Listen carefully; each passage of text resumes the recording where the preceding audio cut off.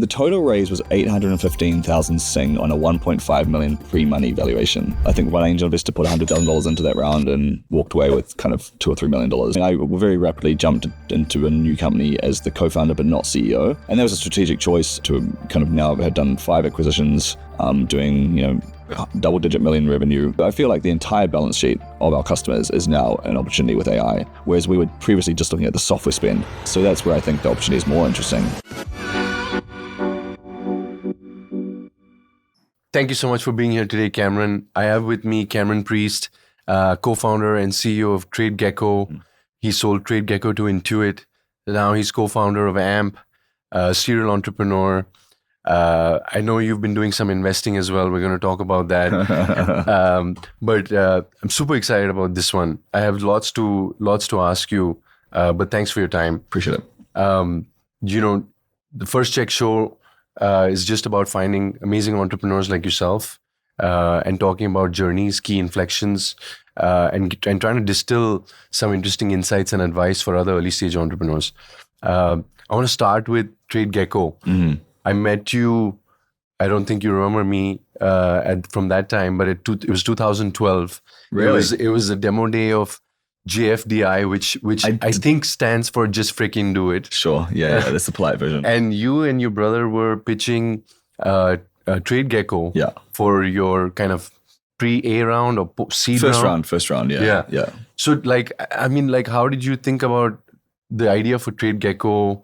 Sure, yeah. So JFDI was an incubator, 3-month-long program. That was the hot thing. There were hundreds of them at the time, all inspired by YC. Yeah. We had been developing a tool for sales reps, on-the-road sales reps in New Zealand. It was like an iPad application. Effectively, people that drove around and kind of stocked up the shelves in, say, pharmacies with kind of different products or whatever. And they were previously doing this all on paper, and we'd built this iPad application. And we'd integrated with NetSuite, which is now the Oracle-owned big ERP system. Yep. And we'd, pulled our own hair out, seeing how terrible the solution was and integrating with it was. And then we just saw that there was nothing else available. So this big, we had 2-person companies using NetSuite, charging, $50,000 a year.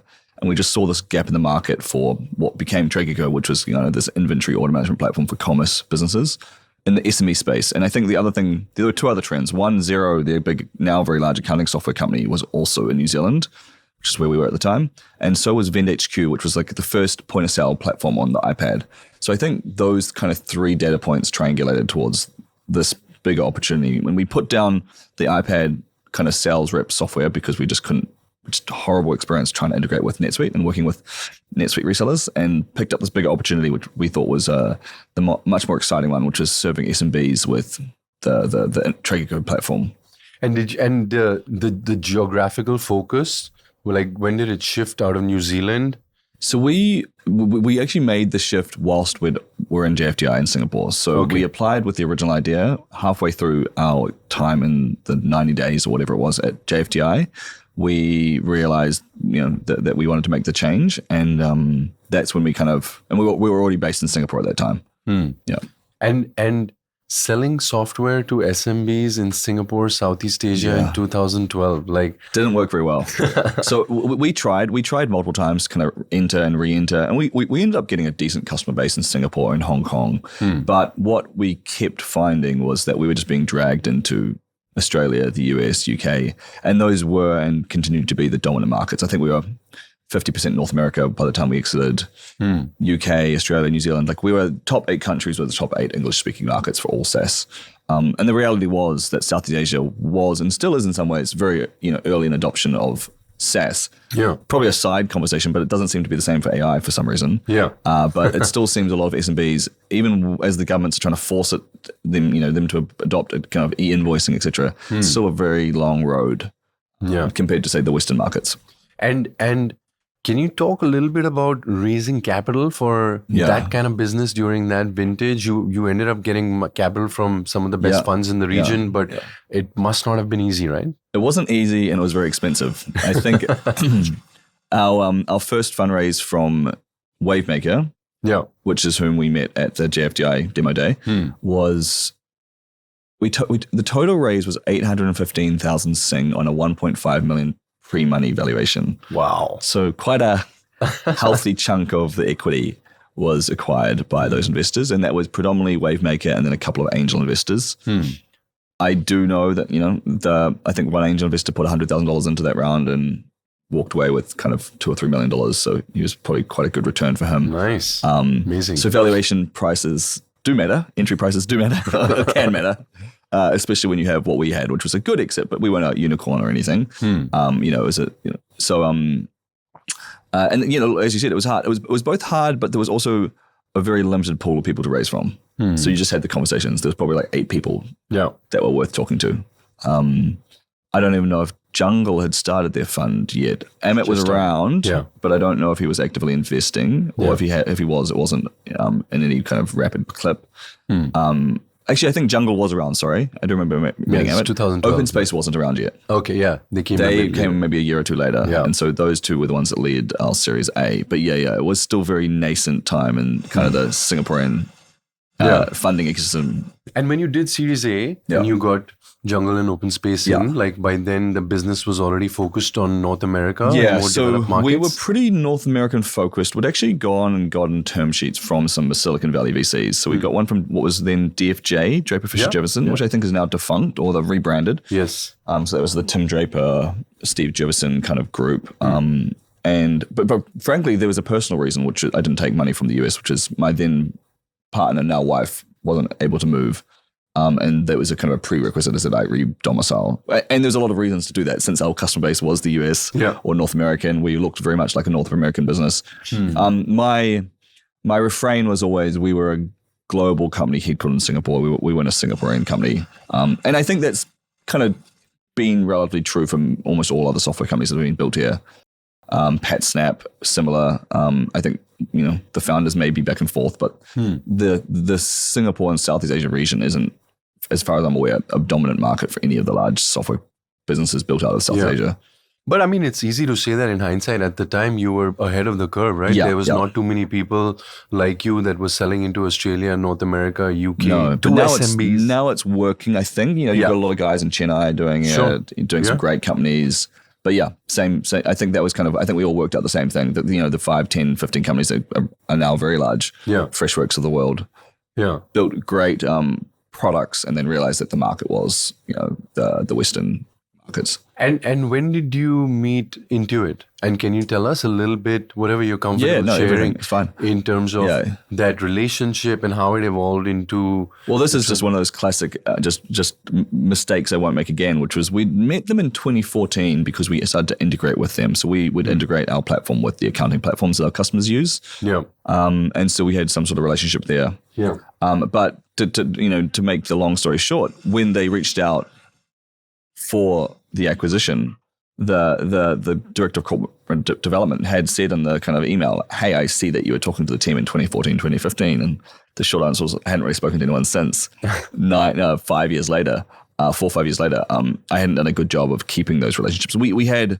relationships at the technical integration and the partner channel level, but I, as the CEO, didn't have good relationships with executives or corporate development teams. Sure. Which was a really amateur mistake, frankly, in hindsight, because they are public. They broadcast what their intentions are on their quarterly earnings calls. I'd listened to Xero's and Shopify's earnings calls, but I wasn't listening to QuickBooks. And there's probably half a dozen other companies I should have been tracking more closely. And they're very public about what their intentions were in this space and how they wanted to get into the space. And we'd also seen them try a few times and fail. They'd made other acquisitions, they'd launched other products, they hadn't hit the mark. So when they reached out, it was the first reach out that I received was through LinkedIn saying, can you respond to my email? And his email had gone to spam. And so I found their email. And, 5 days later, they'd flown someone out from the States to meet with us just before Christmas. He was very jet lagged, but we had a great time. Just, more than anything, chemistry. He'd actually told me later, he then went on to be the CTO of LegalZoom, great guy. It was that, and took that company public, is that he didn't want to do the deal, the gentleman that came out. But he's like, but you guys had the chemistry was so good, and the clear demand from our shared customers was for our platform above all our competitors. They were looking closely at some competitors in the Valley or in the States because they just was like, Singapore's just such a headache. Yeah. But they're like, I think we had 10 times more customers than the next platform integration partner. So when they looked at the data of who their customers were choosing, that was kind of inevitable that they ended up acquiring us. But he, I said a few months later after he'd left Intuit and I joined Intuit, we became close friends. And he's like, yeah, I actually didn't want to do the deal, even though he was tasked with solving the problem. And there were some lessons there, right? Which is there was the director or the VP of QuickBooks, which is, a $4 billion business, of small and medium business software, Alex Chris, who's now the CEO of PayPal. Oh. So he's moved on to PayPal. And he just turned around to his team and this is kind of how corporates work, which I didn't realize, and said, look, you guys have to solve this problem. And the problem they had was QuickBooks was fantastic for service businesses, but not good for product-based businesses. E-commerce was booming. They had 7 million businesses on their platform. They weren't serving the customers that sold physical products very well. They'd tried multiple times. And so, Alex Chris, who's a fantastic entrepreneur and leader, and, excited to see what he does with PayPal, said, solve it. And for him, $100 million check, which is about what we end up being bought for, is a rounding error. In fact, I don't even think he needed board permission up to 100 million, which is another interesting one. So, this is chump change for a company like Intuit. And so what he turns around and talks to his executives and said, go solve it. And they're allowed to solve it however they want. Yeah. And in this case, they decided an acquisition was the fastest way to, get that, I guess, more than anything, institutional knowledge into the company. And what year did the conversation start? You said just before Christmas he flew over. It would have been just before the Christmas 2019. And then the conversation properly started kind of mid-January 2020. Yeah. Obviously, as we know, things moved pretty quickly. And then the world shut down. Yeah. It's a fantastic time. Had to let go of about 40% of the team. Rapidly turned from a cash burning, what we thought was a next fundraise, also fell away. But we managed to get the company into a position where it was profitable or at least cash flow positive. And then the conversation shut down for about 2 to 3 months. I had some great financial advisors, friends of the jungle. Yeah.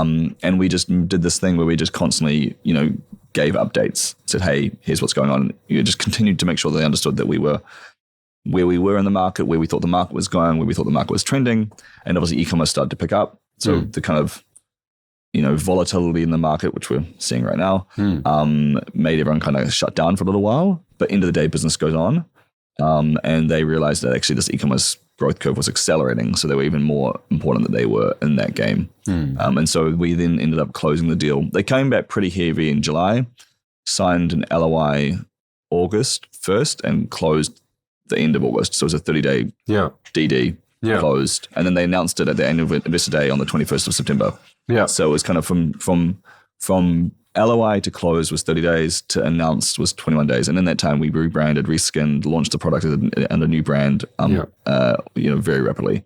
And then maybe, when you moving into Intuit, spending time with them, that was all part of the transaction. Yes. So there's a 4-year to the Valley. Yeah. So there was the classic, we had a majority of the exit was, I think around 90 million was cash. Yeah. And then there's kind of another 10 million of earn out. Yeah. Which was for myself and key members of the team. Yeah. Quite a large number of the team got earn out, but a big chunk of it was for me. But frankly, it was COVID. Yeah. We were all remote. We were trying to integrate a company. And what I say about Intuit now is it's an amazing group of really smart people. But the thing that I was advised, and I at first kind of thought was rubbish, frankly, was everything's on relationships. And you're going to find it very difficult to build and get things done because everything's about, making relationships, convincing people. And that ended up being true. I was used to making decisions and going. I'm not a political animal, and I found it very difficult to join meetings, the meeting about the meeting about the meeting to convince the person to do this. How are we going to strategize to convince this person to do it? It wasn't my style of operating. And so they actually subbed in a different gentleman to lead the QuickBooks Commerce team, which was what our product was. Right. And so I effectively said, they were very generous. They said, look, take 6 months, look around, figure out if there's something you want to do inside Intuit, let us know. But I felt a bit like kind of flapping in the wind. So I officially made it till start of 22, I think. You started 22, so 2 years less than So I get, I walked away about after about a year and a half. I just the psychic damage was not worth it. Was not worth wanting the to get back financial to- upside? Was not worth the financial upside. And I think that's a pretty always bold true. call, right? Though. Yeah, but I mean, end of the day, I back myself to keep building, and I much prefer, and that's what I love doing. So Amazing. yeah, and I'd say mentally the hardest part was probably losing the team, but you'd already lost that, if that makes sense. Like, Yeah. all the infrastructure around which you kind of, I'd been doing it since 24. Yeah. From the age of You 24 lost to 30. that control anyway when you gave it Yeah, up. exactly. Yeah. It's actually quite a weird trade. I mean, you've been through it. You've exited companies before, where you kind of build this thing. This thing really is the way that you want to exist and work in the world. Yeah. And it's great people. It's customers you love to work with. It's products that are interesting. It's cash flow. It's resources. Yeah. And then you give it to someone else. And they give you money. Don't get me wrong. And Yeah. I really deeply appreciate that. But it's very disorientating. Disorientating is the word I kind of landed on after a few months of soul searching. Yeah. Yeah. And did you do some soul searching? Take some time off? Like what you said, you backed yourself. You wanted to keep building. Yeah. Like was there a transition? There's been a lot of mental transitions. There's definitely been transitions. I mean, I very rapidly jumped into a new company as the co-founder, but not CEO. Yeah. And that was a strategic choice. I kind of wrote down a list of things I wanted to learn next. I wanted to learn how to do M&A. I wanted to learn how to build a company without being the CEO. And I wanted to learn how to use debt to kind of do that M&A. But yeah, I'd say the entire time since then have been about kind of a lot more personal development and reflection than I had been doing. When your head's down and everything's your fault as a CEO, everything's your responsibility. Everything's your fault. Everything's your fault. And I think that's a positive thing. Yeah. Not everyone likes to hear it, but it's true. Yeah. If there's a mistake, you hide the person, so on and so forth. But yes, continually. And, I feel like I'm a lot, more comfortable with where I'm at. But, definitely want to keep moving. No, you said two things: Yeah. co-founder but not CEO. Yeah. Right. I want to talk about that. Yeah. Like, you said everything's your fault, but it was a good thing. Yeah. And then you said co-founder but not CEO. Yeah. Can you tell us more about that? Yeah, it's funny. And I think a mutual friend, I think it's Harish Bahl, mentioned this, like, do you want to be king or kingmaker? And my response was yes. And I thought for a while that this kind of idea of, well, one, I was probably not ready to jump in fully as the CEO again. Two, when you have less of the desperation, like I had the first time around, I found it's been harder to decide what to build. So I have lots of interesting things to build, but there's kind of a commitment avoidance, which is, so instead working with someone who I really love and respect and who is really deeply kind of focused has been interesting because it's given me a bit more space. And I do think there is this kind of value where, because you're not directly responsible for everything day to day, you have a bit more of a viewpoint. You can kind of see a bit bigger picture and longer term. Sure. In a way that I didn't feel I probably did enough at Trakeco. The first one, yeah. And probably definitely made a lot of mistakes because I wasn't kind of stepping back from time to time. Co-founder but not CEO. Yeah, it's hard actually. I mean, I'm sure it's similar to going from an operator to an investor. Like you want to get in there and get your hands on it.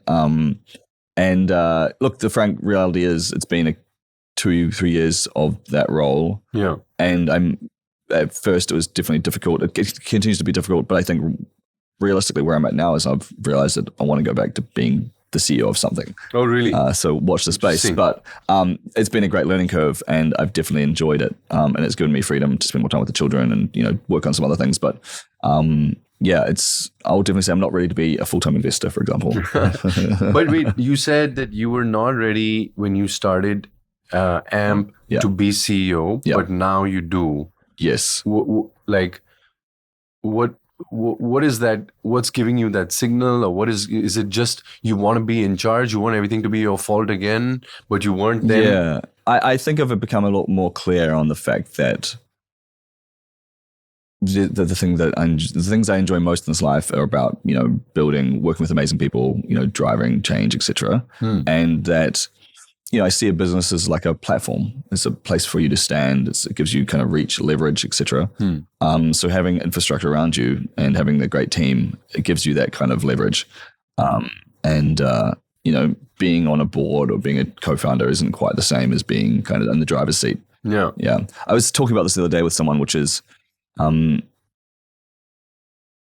a certain point, you can kind of help the captain, take the plane off the runway and get into the air. Yeah. Once it's cruising, and if you're just back in ground control, it can get a bit boring. You're just launching more planes. I mean, maybe investors are always at ground control level launching planes.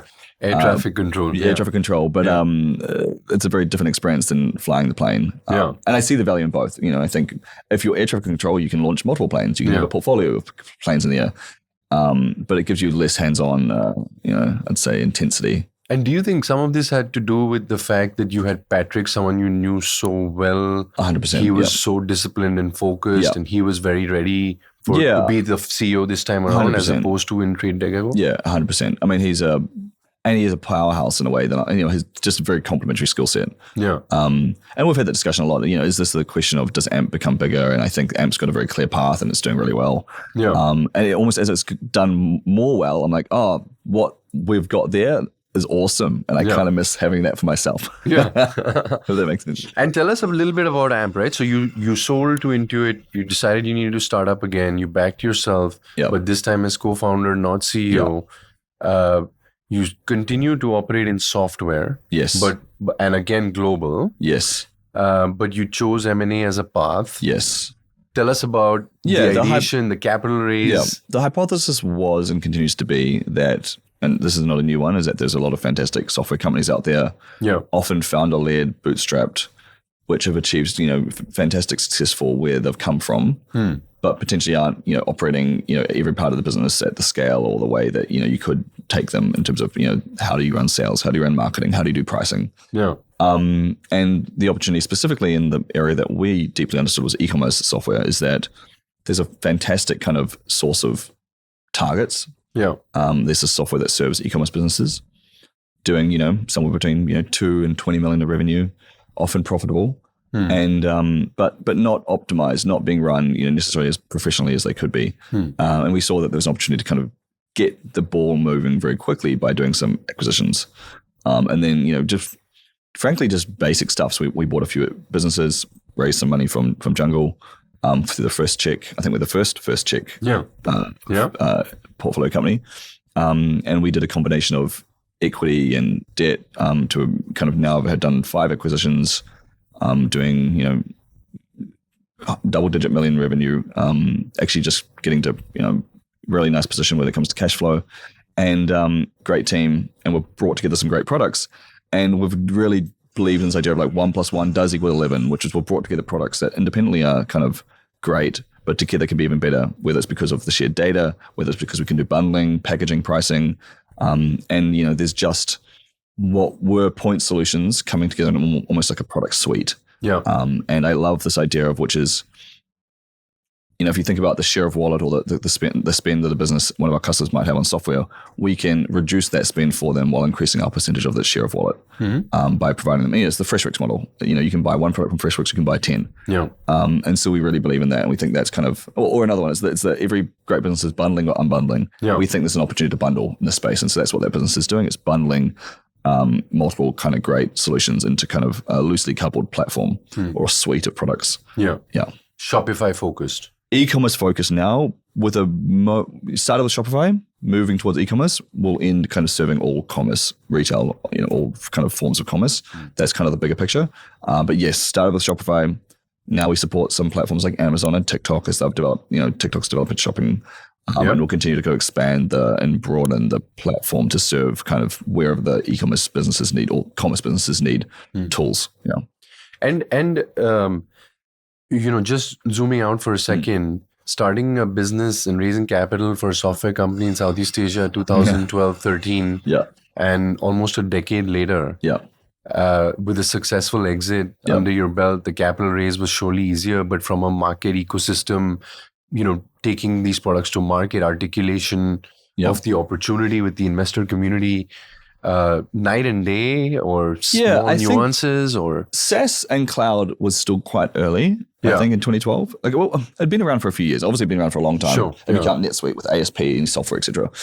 But the way I put it, it's gone from an art to a science. There is a way that you sell software. There's a way you do inbound marketing, inside sales, inbound, insides, customer support, etc. So there was just a series of playbooks, and a big part of the articulation of our strategy was that we can bring the playbooks that we know and we've executed, and we can bring it to these companies that aren't executing them, and we can kind of build, again, a 1 + 1 = 11. We can build a very large company very quickly, and we can do it with both buying and building. And there's something very nice about having both two levers, organic and organic growth. And frankly, that resonated. I think there's awareness in the market now that there are some fantastic companies that use serial acquisitions as part of their strategy, listed or otherwise. And frankly, I would almost say it's a quasi VCPE funding strategy, in so much as if VC is about pure risk on, a company, I put a small check in like Colossal Biosciences, bring back the mammoth. Like that feels truly risk on, right? We're going to bring back the mammoth, as it were. Yeah. Although that might be more of a narrative than a reality. But versus what we were doing, which is like we're going to buy great companies we're going to buy good products, and we're going to roll out our playbooks and turn them into one great company. There's a machine there that can be executed. So I felt like the resonance with the market and the understanding of, okay, one, execution risk, probably zero. They've both done it before. Market risk, pretty much zero. We're buying and building in existing markets. So really the risks were probably more around, can they buy companies? They haven't done it before. Yeah. Can they raise capital at the scale and the volume that they need to? And then the other one was, can they really kind of take these businesses that maybe be growing or slow growth and actually re-accelerate them? And then I think the fourth risk is, can you, does 1 + 1 = 2? Or does it equal 1 Can you + 1 stitch + them 5? together? Or does it equal 11? Yeah. And I think we're now proving out that 1 + 1 definitely equals 3, and we'll hopefully prove that it does equal 11. Yeah. And then you talked about using debt, and earlier you said you wanted to learn about doing M&A. Yes. And then you founded a company and you did M&A and Yes. you bought multiple businesses. Yeah. And you've used debt quite creatively. How fast did you go up that learning curve, or like how did it all come together? Did you start only equity? We started only equity. It was just faster. Yeah. I think it may have been David who just said, like, just buy. Like, he's like, you just need to get 2 out of the first 3 acquisitions right. Yeah. Okay, so it's kind of a good permission. Like, at a certain point, it's just about momentum, right? Yeah. And thankfully, every acquisition we've done has been fantastic. Not all of them, in hindsight, fit the strategy that we've now developed, but the ones that we bought that don't are still great cash flowing assets, and we've treated them as such. So, whether those are long-term assets that belong inside the suite of products, we learned a lot through those acquisitions and where we integrated. And then, to the point about debt, I mean, it's still early and we haven't raised hundreds of millions of debt, but we do understand, it's just almost realizing that debt's almost, it's a product, right? It's a different product. And the job of someone who lends capital is to lend it out. So there's a lot of incentives for them to want to lend it.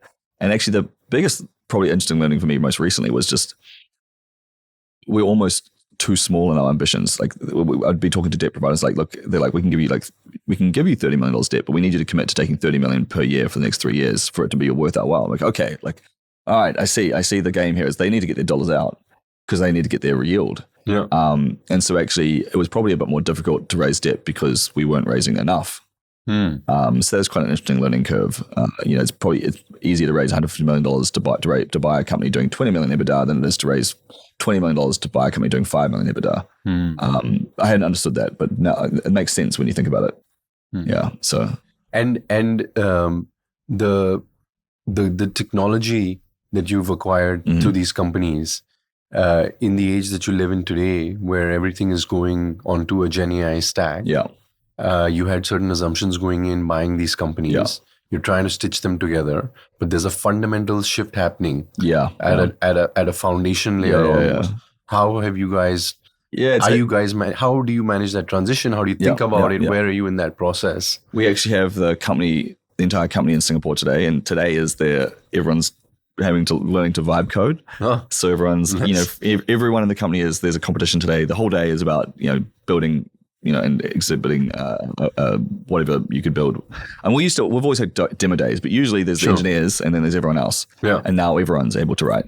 I think whilst we haven't necessarily directly seen it impact our business, we are seeing it impact our customers' businesses in terms of their tooling.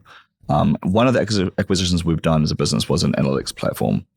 And we are really going and challenging ourselves.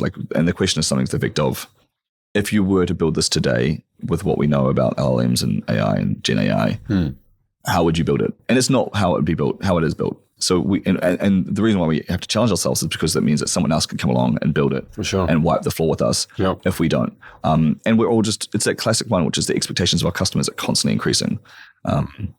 You probably use ChatGPT regularly, so do I. You expect to be able to ask these deep, meaningful questions to your data, the corpus of knowledge, or the codex that is your information for your business. And so we rapidly need to become something that can be interacted with in that form as people's expectations of their software, increase. So that's something that the team's working on aggressively right now, because, as I said, we want to be the one that innovates, not the one that's innovated and then made redundant. And does that and maybe it's early, but does that translate into, redoing some of the products that you've acquired? For sure. Does it translate 100%. into more different M&A? Yeah, both. So it definitely means we're rebuilding the products from scratch, or for like big chunks of the way that they work from scratch. I mean, in terms of having to like set up rules, those should all be automated. The AI can do a lot of this work better. Another opportunity we're seeing is right now, we historically said we want to go after the share of wallet that is our customers' software spend. Actually, a lot of e-commerce brands use a lot of agencies. They use a lot of employees. Sure.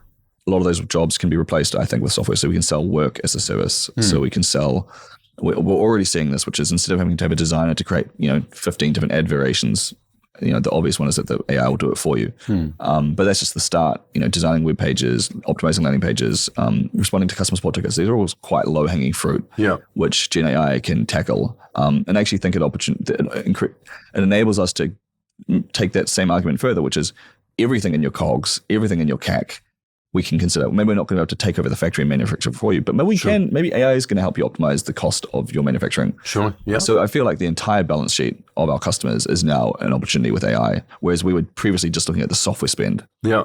So that's where I think the opportunity is more interesting, because I do think you're going to see, an average e-commerce brand might have, a designer, a head of marketing, a content marketer. I think a social media manager, 30, 40, 50, maybe 100% of those roles could disappear, and you only have 2 or 3 people in a company doing 20 million revenue. So I just think you're going to see a lot of the roles. You can have people doing a lot more with less, and having a lot more agents and Gen AI doing the work for them. Yeah. And the team, right? You went from in TradeGecko having a full team that is all sitting in person, all together, to now where you created this company almost in a fully remote era. Yeah. Right. We were talking before we got started that you're meeting a lot of these people in person for the first time, because everyone's spread across the map. How do you what's the culture like in TradeGecko versus AMP, and how is some of those? What are your reflections on some of the decisions of being all hands-on in person versus all remote? I definitely miss the in person. I think someone said yesterday there's this idea of a trust battery in a relationship. I don't know if you heard this thesis from Toby, which is you have a trust battery and it goes down or up based on how you interact. I actually think there's like a in-person battery or like a energy chemistry battery. So you need to recharge the battery of being in person with your colleagues.